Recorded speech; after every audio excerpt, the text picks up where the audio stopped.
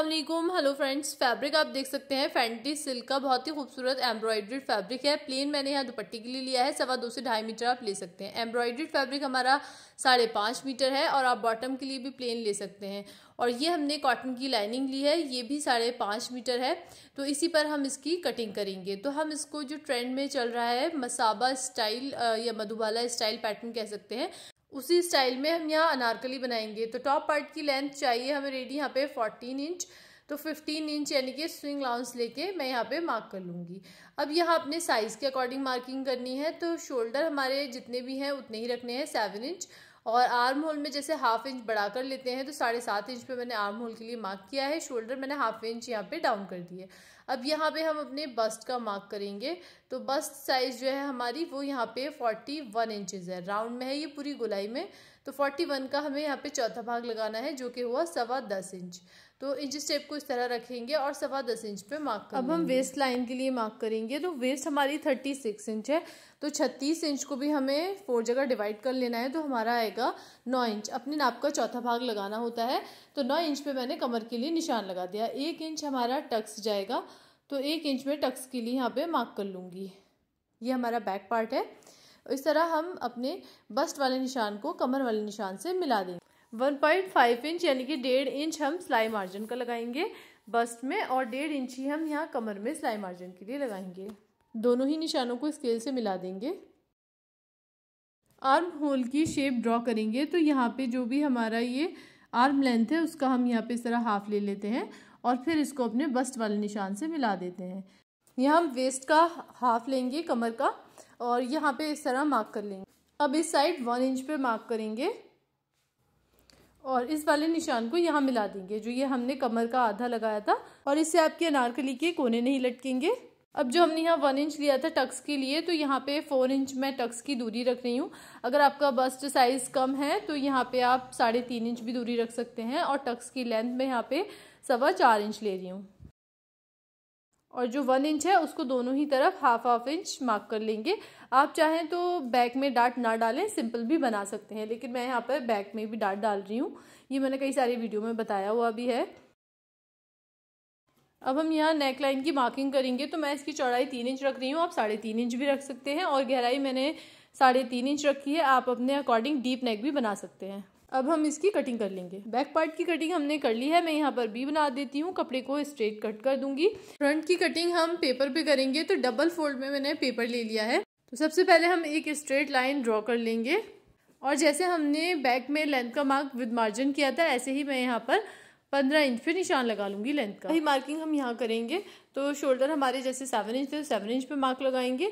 Arm length हमारी 7.5 inch थी तो 7.5 इंच पे मार्क करेंगे। पहले की तरह बस्ट के लिए 10.25 इंच पे मार्क करेंगे और कमर के लिए हम 36 का चौथा भाग यानी कि 9 इंच पे मार्क करेंगे जैसे हमने पहले किया था। और जैसे हमने पहले कमर में 1 इंच की डाट डाली थी तो यहाँ हम 2 इंच की डाट डालेंगे। डाट बस्ट साइज के अकॉर्डिंग भी होती है। अगर आपका बस्ट साइज कम है 38 वगैरह है तो आप यहाँ पे 1.5 इंच या 1.25 इंच की भी डाट ले सकते हैं। 41 और 42 बस्ट में आप यहाँ पे 2 इंच का डाट लें पूरा और दोनों निशानों को इस तरह मिलाएंगे। और यहाँ पर भी हम 1.5 इंच का सिलाई मार्जिन लेंगे जैसे हमने बैक में लिया था और कमर में भी हम 1.5 इंच का सिलाई मार्जिन लेंगे और दोनों निशानों को मिला देंगे। फ्रंट आर्म होल की शेप ड्रॉ करेंगे। जो हमारी लाइन है इससे हमें अंदर की तरफ लेना है फ्रंट आर्म होल के लिए और इस तरह हम इसको यहाँ पे अपनी चेस्ट वाली लाइन यानी कि बस्ट वाली लाइन से मिला देंगे। यहाँ से जो इसकी दूरी है वो 1 से 1.25 इंच होनी चाहिए। और फ्रंट में भी हम 1 इंच कोने कट करेंगे। अब हम ऊपर से बस्ट की यहाँ पे दूरी मार्क करेंगे डाट के लिए। तो ये हमारे साइज में 10.5 इंच है। इस तरह शोल्डर पे इंच स्टेप रख के डाट पॉइंट को नाप लेना है और यहाँ मार्क कर लेना है। 10.5 इंच पे हमने डार्ट पॉइंट के लिए मार्क किया। बेल्ट के लिए मार्क करेंगे। तो मैंने यहाँ पे बस्ट साइज के अकॉर्डिंग 12.5 इंच लिया है। अगर आपका बस्ट साइज कम है तो 12 या 12.25 इंच भी बेल्ट के लिए मार्क कर सकते हैं। इस तरह अब हम इस निशान को सीधा कर लेंगे। ये जो हमारा डार्ट है इस पर हम एक सीधी लाइन बना लेंगे बेल्ट और यहाँ बेल्ट की शेप देने के लिए हम हाफ इंच पे मार्क करेंगे और इसको डार्ट वाली लाइन तक मिलाएंगे। इस तरह यहाँ से शेप देना है यहाँ पे इसको मिला के लाना है और ये डार्ट वाली लाइन तक यहाँ मिला लेंगे। तो ये आपका यहाँ बेल्ट का शेप आ गया। 2 इंच जो हमने यहाँ डार्ट के लिए लिया था 1-1 इंच मार्क कर लेंगे दोनों ही साइड। ये हमारी डार्ट वाली लाइन थी, इसके दोनों ही साइड हमें 1-1 इंच मार्क कर लेना है। अगर आपने यहाँ पे जो है डार्ट के लिए 1.5 इंच लिया हो तो 1.25 इंच मार्क कर लें और इसको इस तरह यहाँ तिरछा मिला देंगे जैसे हम नॉर्मली डार्ट डालते हैं और इसको सीधा कर लेंगे नीचे तक। ऐसे ही दूसरी साइड करना है और आपने अपने बस्ट के अकॉर्डिंग ये जितना भी लिया हो 4 इंच, 4.25 या 3.5 उतना ही आपको दूसरी साइड भी लेना है। जैसे हमने 4 इंच उस साइड लिया था तो 4 इंच इस साइड लेंगे और इस तरह 4-4 इंच करके यहाँ पे हम 2-3 छोटे छोटे डॉट बना लेंगे और यहाँ से इसको शेप देंगे। अब इस डार्ट की यहाँ से कोने से इसको 4 इंच जहाँ पे हमने मार्क किया है उन्हीं डॉट्स पे मिला के लाना है। तो यहाँ पे ये थोड़ा आपको केयरफुली इसको शेप देना है। अब ये जो शोल्डर की स्टेप होती है यहाँ पे मैं इसको 3.25 इंच के करीब चौड़ा रख रही हूँ। आप यहाँ पे इसको 2.5 इंच से कम ना रखें, 2.5 इंच तक तो एटलीस्ट आप रखें ही। बाकी मेरे जैसे शेप के लिए आप यहाँ पे 3.25 इंच रख सकते हैं और इसको यहाँ हमें मिला के लाना है। यहाँ शोल्डर की जो यहाँ पे दूरी है वो 2.5 इंच के करीब रहनी चाहिए और ऐसे ही आप यहाँ पे देख लें 2.5 इंच यहाँ पे होना चाहिए। आपको जो शेप बनाना है मटके वाला तो उसमें भी आपको इस चीज़ का ध्यान रखना है कि यहाँ पे कितना इंच रहना चाहिए और ऊपर कितना इंच रहना चाहिए, तभी आपका गला परफेक्ट बनेगा। हम इन निशानों को मिला देंगे, ऐसे ही हम नीचे भी मिला देंगे। आप इसको अच्छे से केयरफुली डॉट डॉट करके ड्रॉ कर सकते हैं या आप इसको दोबारा से भी शेप दे सकते हैं। तो हमारा मधुबाला पैटर्न ड्रॉ हो गया। अब जो ट्रेंडिंग गला है उसके लिए मैंने 6 इंच गहराई रखी है और यहाँ से चौड़ाई में सिर्फ 2.5 इंच ले रही हूँ। आप ब्रॉड पहनते हैं तो 2.25 इंच तक ले सकते हैं। अब जैसे अंदर की गले के लिए मैंने 2.5 इंच की चौड़ाई ली थी, इस 2.5 इंच वाले निशान से हमें जो गले की गहराई रखनी है यहाँ पे 2.5 इंच वाली, वो 4 इंच मैंने यहाँ पे गहराई रखी है। ठीक है, 4 इंच गहराई रख के मैंने यहाँ पे इस तरह हल्का सा शेप दिया है। आप वी भी बना सकते हैं। और जो ये गले की बाहर वाली साइड है वहाँ से मैंने इसको जो गहरा रखा है वो 5.25 इंच रखा है। आप 5.25 से 5.5 इंच तक इसको गहरा रख सकते हैं। अब इसको यहाँ मिलाना है इस तरह तिरछे में, अंदर वाले गले को मटके वाले गले से इस तरह मिलाना है। तो यहाँ पे इन दोनों के बीच आप 1.5 से 1.25 इंच का इस तरह शेप रख सकते हैं। अब इसकी हम यहाँ से कटिंग कर लेंगे। तो कटिंग हमने कर ली है। अब अंदर वाले पैटर्न की मैं कटिंग आपको करके दिखा देती हूँ। तो इस तरह हमने यहाँ पे इसको पूरा इसी शेप में कट करना है। अब ये जो अंदर वाला है इसको भी मैं इसी शेप पे सेम कट कर लूँगी। तो ये हमारी यहाँ पे इस तरह कटिंग हो गई। ये जो हमारा बाहर वाला पैटर्न है इसकी जो हमने डार्ट है उसको इस तरह कवर कर देना है। ठीक है, और पिन से सिक्योर कर लेना है। यहाँ पे ये वाली डार्ट हम यहाँ पे डालते नहीं है। अब हम कपड़े को इसी पैटर्न से कट करेंगे। अंदर वाली डार्ट को हम डालते हैं तो यहाँ पे हम कट लगा लेंगे, जिससे हमें याद रहेगा। तो हम कपड़े पर भी इसी तरह कट उठा लेंगे। अब लाइनिंग वाले फैब्रिक को हम इस तरह फोल्ड करके रखेंगे और उस पर इस पैटर्न को इस तरह सेट करेंगे और मार्किंग कर लेंगे। अब पेपर को हटा देंगे और ये जो गले की साइड है यहाँ सिलाई में जितना जाता है 1/2 इंच या 1/2 इंच से थोड़ा सा कम इस तरह यहाँ पे मार्क कर लेंगे। ये सिलाई मार्जिन का हो जाएगा और फिर हम इसकी कटिंग कर लेंगे। इस तरह हमारी कटिंग हो गई है और पेपर पे जो हमने अंदर का पैटर्न निकाला था कट करके उसको हम इस तरह रखेंगे और सिलाई मार्जिन यहाँ पे ऐड करेंगे और इसकी भी कटिंग कर लेंगे। तो यहाँ हमने इसकी भी कटिंग कर ली है और यहाँ पे हमने नॉचेस लगा दिए, यहाँ पर भी हम नॉचेस लगा लेंगे और दूसरी तरफ भी डार्ट के निशान उठा लेंगे और इस तरह मार्क कर लेंगे। तो इस तरह ये हमारा अंदर वाला पैटर्न है और ये बाहर वाला। तो यहाँ पे हमारा टॉप पार्ट पूरा कट चुका है। अब इसी को रख के हम मेन फैब्रिक पे कटिंग कर लेंगे। आप चाहे यहाँ चौड़ाई में से या लंबाई में से निकाल लें, मैं इसको कपड़े की लेंथ में से ही निकालूंगी। इस तरह टॉप पार्ट को रखेंगे और हमने यहाँ पे बैक वाले को कट कर लिया है। कपड़े को यहाँ से सीधा करेंगे और कपड़े को आगे बढ़ाएंगे और फ्रंट कट कर लेंगे। इस तरह हमने फ्रंट पार्ट की भी कटिंग कर ली है। अब ये जो साइड वाला फैब्रिक है इस पर इस तरह रखेंगे और कट कर लेंगे। तो यह मैंने फोल्ड करके रख के इसको कट कर लिया है। अब ये हमारे पास थोड़ा सा कपड़ा है, इसमें से आप पोटली बैग वगैरह बना सकते हैं। कपड़े को हम स्ट्रेट कर लेंगे। अब हम यहाँ पे 22 इंच जैसे हमारे नॉर्मल स्लीव्स है तो उसमें 9 से 10 इंच बढ़ा लेंगे, जिससे ये हमारे चूड़ीदार स्लीव्स हो जाएंगे। तो अपनी लेंथ के अकॉर्डिंग हमें यहाँ पे कपड़ा ले लेना है। यहाँ पे हमारे 1.25 मीटर में से चूड़ीदार स्लीव्स निकल आएंगे और 1.25 मीटर में से ही मेरी चोली निकल गई है। तो 1.5 मीटर हमारा यहाँ पे कपड़ा यूज हो जाएगा टॉप पार्ट में और स्लीव्स में। यहाँ पे मैंने 31 इंच पे कपड़े की लेंथ मार्क कर ली है, फिर कलियों के लिए कपड़ा कम ना पड़े। तो हमारा यहाँ पे 4 मीटर कपड़ा कलियों के लिए बच जाएगा। यहाँ आप देख सकते हैं मैंने नॉर्मल स्लीव्स कट कर लिए हैं। यहाँ से मैंने 5.5 इंच लिया है, यहाँ से 4.5 इंच लिया है और 1.5 इंच सिलाई मार्जिन छोड़ा है, इस तरह शेप दिया, फिर कट कर लिया। तो यहाँ हमने स्लीव्स की कटिंग कर ली है। तो टॉप पार्ट और स्लीव्स की कटिंग हो गई। अब हम कलियों की कटिंग करेंगे। इस तरह आप देख सकते हैं लंबाई से मैंने कपड़े को डबल फोल्ड किया। फैंडी सिल्क का ये एम्ब्रॉयडर्ड फैब्रिक जो है वो फिसल नहीं रहा है, वैसे ये बहुत फिसलता है, लेकिन यहाँ आराम से ये तय हो गया है। फिर मैंने इसको, ये देख सकते हैं आप यहाँ से जॉइंट है, तो फिर मैंने इसको 4 फोल्ड किया। 4 फोल्ड करके इस तरह कलियों के लिए कपड़े को बिछा लिया। आप देख सकते हैं यहाँ पे ये 4 फोल्ड है। अनारकली का जो टोटल फैब्रिक था वो 5.5 मीटर था, जिसमें से 1.5 मीटर मैंने स्लीव्स और टॉप पार्ट में यूज़ कर लिया। अब हमारे पास 4 मीटर कपड़ा बचा और हमारी जो टोटल कलियाँ रहेंगी वो 16 रहेंगी।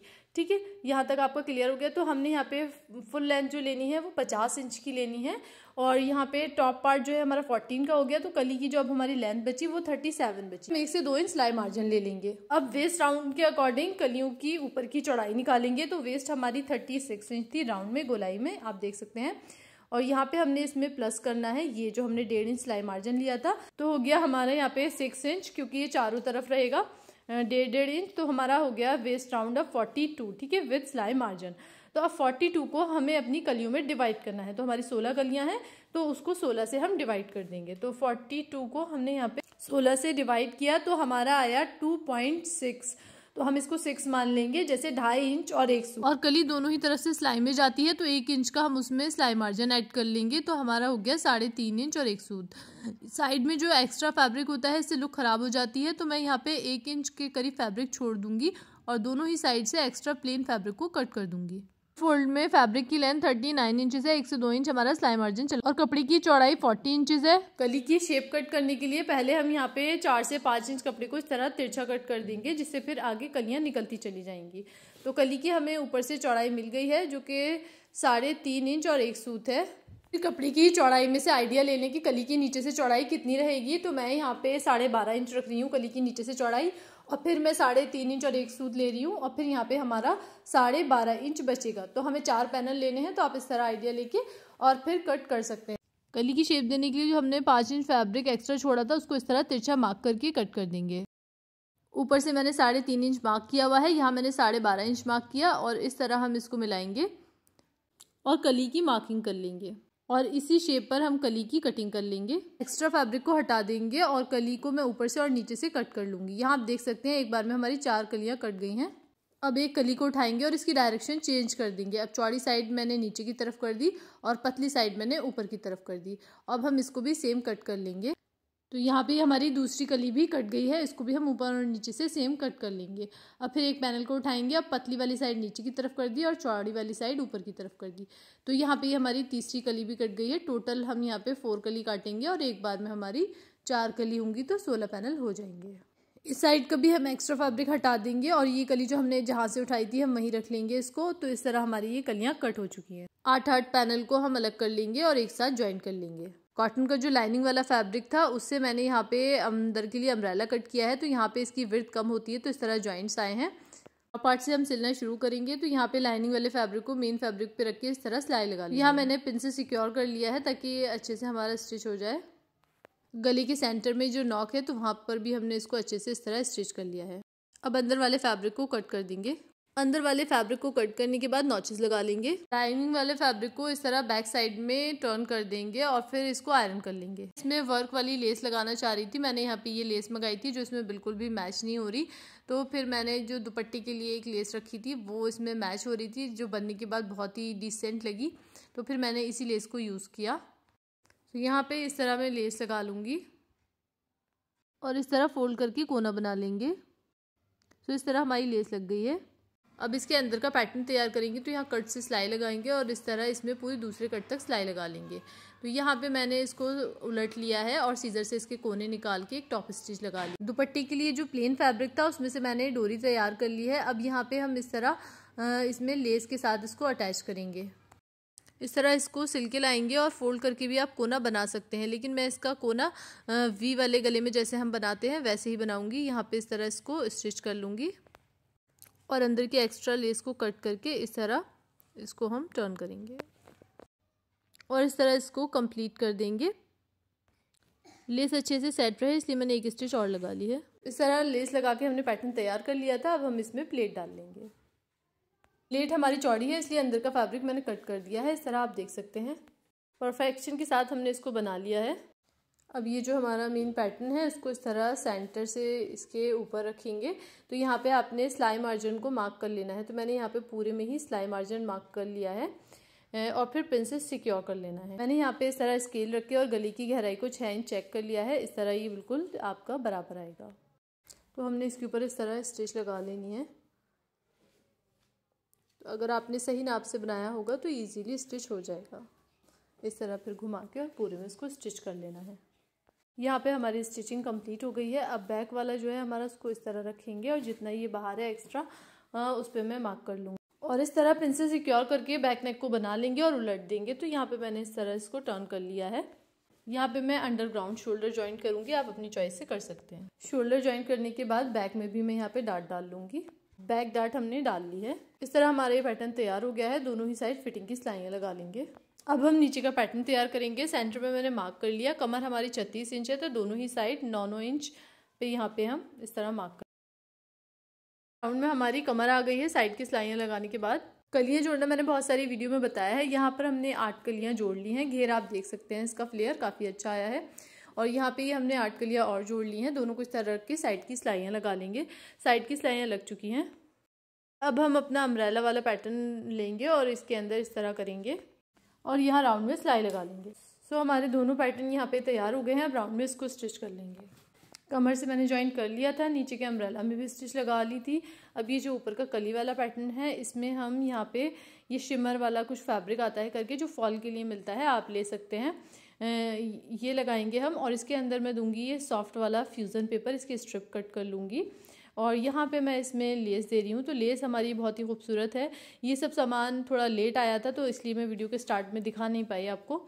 तो इसके हम पूरे घेरे में ये 5 मीटर लेस लगाएंगे। 2.5 इंच की मैंने स्ट्रिप कट करके उसको इस तरह कपड़े पे पेस्ट कर लिया है पूरा। तो ये मैंने 5 मीटर के करीब तैयार किया है।